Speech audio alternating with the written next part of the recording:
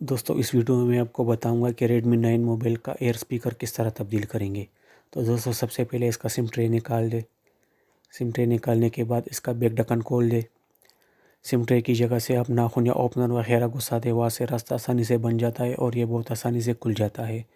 तो दोस्तों ये पहली दफ़ा खोलने में थोड़ा सा सख्त होता है, इसके साथ एहतियात करना है। अगर आप इसको ज़्यादा जोर दोगे तो इससे ये टूट भी सकता है।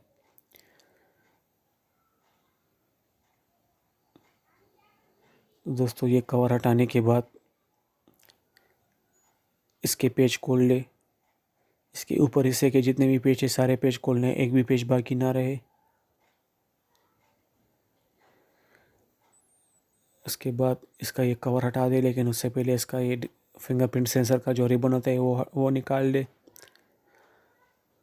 और आप ये ऊपर देख सकते हो फ्रंट कैमरे के साथ ये इसका एयर स्पीकर होता है। अगर इसमें गर्द वगैरह चला गया हो, इसमें आवाज़ स्लो जाती हो तो इसको साफ़ कर दे।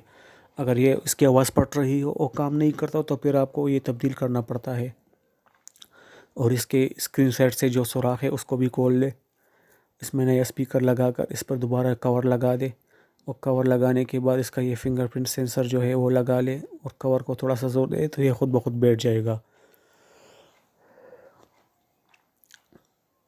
उसके बाद इस पर पेच लगाए तो दोस्तों आपने वही पेच लगाने हैं जो पेच आपने इससे उतारे थे, दूसरे पेच नहीं लगाओगे, क्योंकि आपने बड़े पेच लगा दिए तो ये नीचे स्क्रीन में चले जाएंगे और आपकी स्क्रीन को तोड़ देंगे।